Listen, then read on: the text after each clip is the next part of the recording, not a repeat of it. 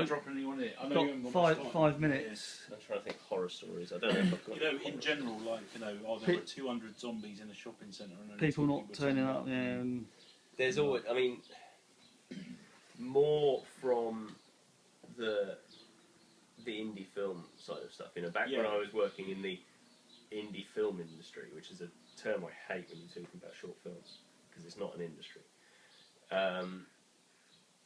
It's hard, and as I said before, it's finding the right people, finding people who are into the project and are passionate about it. Because otherwise, you do get let down, either on my stuff or working for other directors. And to say that you work on films and it's literally like 5-10 minutes before you roll, and the leading actress isn't there. I've had it on shoots recently, similar kind of things where it's like it's an unpaid job. I'm doing some like local TV stuff that's currently no budget, unpaid, gearing up for a big 2-presenter multi-camera shoot, and we're all setting up. And it's like, where's the presenter? Where's the presenter? And they get hold of her and say, oh, I've got a family due, and she's just not turned up. It's like how when you're supposed to be portraying this professional image, how can you do that? It's madness. I don't get it. You're either committed to the project you agree to, or you're not. And if you're not, then don't bloody agree to it. I don't know about real horror stories. I haven't really got any. embarrassing moment, or Embarrassing moment. Many. I think at least every week I'll have an embarrassing moment on a job. That's just me. There's a lot of stuff that you learn on the job after making horrific mistakes. One of the big ones that I always try and impart on people on jobs that are new is very, very simple, but it's when you're taping down cables. So you've got your cable runs and you tape them down, and at the end of the day, or the end of the shoot, you've got a D-rig, and somebody grabs hold of the cable. I've done it myself, and you pull the end of the cable to lift it all up, and then all the tape just goes around, and you spend the rest of the night trying to peel gaffer tape off, with everybody going, ha ha, the new boy. So plenty of stuff like that. I dropped a 2K lamp on my head, and with blood pouring down my face. Not entirely my mistake. But what about I've got a good one. Corporate job. It was a corporate event, so an awards ceremony, and I was doing live relay camera. So we had 2 cameras going through a mixer, going onto the big screens, and I was down the front getting the walk up. So off the shoulder. Person announces, and the winner is blah blah blah, table 27. So we go to table 27, live from the walk up. First job that I had this particular role on, first time I did it, is had the camera on my shoulder, located the table. As soon as I went to screen, I tripped over the stairs at the side of the stage, fell over, everything gone. Brilliant. Yeah, big cheer. A little bit, yeah. It was.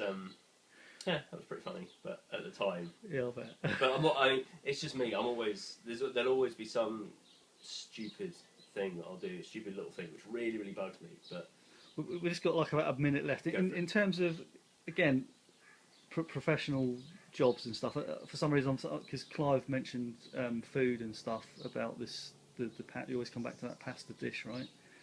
Okay, yeah, so the catering on some of these things, I always ask about, because it's amazing.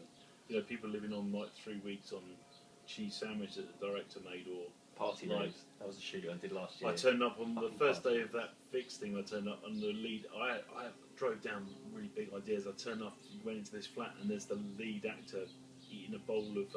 He'd made his own bowl of whole wheat spaghetti, and there was the only thing to put on it was currants. Brilliant. So it always stays in my mind. Yeah. Catering. There is a kind of saying in the industry that crew, you don't have to pay crew; they'll work for food, which to a degree is true. If you're within a project, if you're not paying people, you have to make sure that they're fed and watered. That you can't make them work otherwise. And yeah, you do get certain things. I did a shoot, I think it was last year sometime. where the catering person was just a joke. You know, we walked in, it'd been a really hard morning, walked in for lunch, and there literally was some horrific bacon stuff that had been cooking for like 3 days, and a plate of bloody party ring biscuits. And I did lose my rag at that point, because it's like, you can't fucking party rings, you know, on a crew lunch. You can't have that. It's not on. It's that when you're working independent film is hard because you're not paying anyone. You're not. Everybody's working off their own back and putting in a lot of hours and a lot of effort. You know, give them a proper lunch. For crying out loud, it's only fair. You know, no matter how into the project you are, if you get to a point where you're run down and you can't work, then you'll walk. You know, same shoot. I said to the director who was like pushing through. I was like, no, I'm not doing it. We're having a lunch break. You're not paying me. And it's Did you not have an AD to say that? Sorry? Did you not have an AD to sort that out? Or? No, it's Yeah. the indie thing, you know. Yeah. Oh, yeah. You don't have ADs, Yeah, and even true, if you do, yeah. they're not an AD. They're just somebody with a script and a clipboard, you know, or a call sheet in the hand. You know, and this is a director that I get on really well with, you know, with mates. But it was a case of like, no, mate, I'm not doing it. We stop for an hour and we eat, you know. Yeah. And talking of time, I think our time